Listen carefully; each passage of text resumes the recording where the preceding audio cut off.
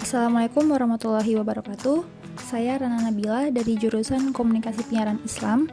Di sini saya akan membawakan materi berjudul Hukum Media Sosial dan Pengaruhnya dalam Perspektif Fikih Muamalah. Kita mulai dari pendahuluan. Ada definisi media sosial sendiri.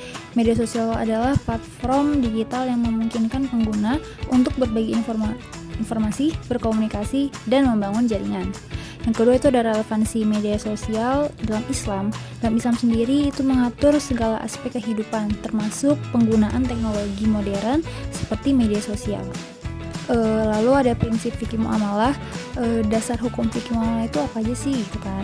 Semua muamalah pada dasarnya mubah kecuali ada dalil yang melarangnya. Lalu menghindari perbuatan yang membawa mudarat, menjaga kehormatan, harta, dan jiwa orang lain. Lalu ada ayat dan hadis yang mendukung untuk prinsip fikih muamalah ini sendiri. Ada dalam surat Al-Hujurat ayat 12, yaitu tentang larangan ghibah, dan hadis yang diriwayatkan oleh Bukhari dan Muslim, barang siapa yang beriman kepada Allah dan hari akhir, maka hendaklah ia berkata baik atau diam. Lalu hukum media sosial dalam fikih muamalah. Yang pertama itu aktivitas yang diperbolehkan, berdakwah dan menyebarkan kebaikan, berbisnis secara halal, berkomunikasi dengan niat yang baik. Lalu ini ada beberapa aktivitas yang dilarang, menyebarkan hoaks. Ada dalam surat An-Nur 15, ghibah, fitnah, dan perundungan online, menyebarkan konten haram seperti pornografi atau perjudian. Itu adalah beberapa aktivitas yang pastinya dilarang dalam Islam ya guys.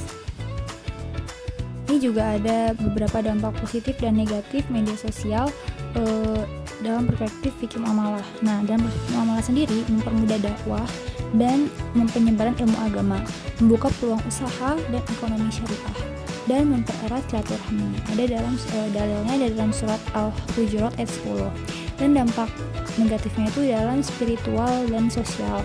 Mungkin penyebaran konten negatif, fitnah dan konflik antar umat, gangguan konsentrasi dalam ibadah.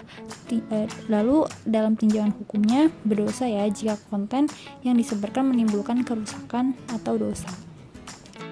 Berikut ada etika bermedia sosial dalam Islam nih.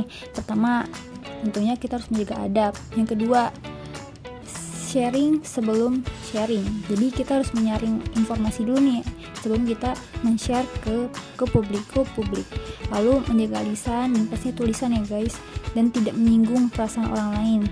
Lalu dalam Islam sendiri kita pastinya kalau udah ada cekcok nih guys, pastinya kita harus memiliki prinsip tabayun, yaitu klarifikasi, dan menghindari penyebaran informasi tanpa dasar. Berikut studi kasusnya, contohnya penyebaran hoaks yang menyebabkan keresahan masyarakat. Kan banyak ya guys yang kita dapat itu di platform berita-berita yang hoaks, dari kajian Islami, kajian politik, dan sebagainya. Lalu apa sih solusinya? Yang aku sebelumnya jelaskan adalah tabayun, klarifikasi. Lalu daripada menimbulkan masalah berkelanjutan, lebih baik kita menghapus kontennya dan meminta maaf secara terbuka. Dan yang terakhir nih guys, kesimpulan dari materi yang aku bawakan ini adalah media sosial dapat menjadi sarana kebaikan atau keburukan tergantung cara penggunaannya. Yang kedua, dalam fikih muamalah, hukum media sosial adalah mubah dengan syarat digunakan sesuai syariat Islam. Ketiga, gunakanlah media sosial sebagai sarana untuk memperbanyak amal kebaikan. Sekian yang dapat saya sampaikan untuk keperluan ulangan akhir semester dari mata kuliah fikih digital muamalah. Maaf jika banyak kekurangan maupun kesalahan. Wassalamualaikum warahmatullahi wabarakatuh.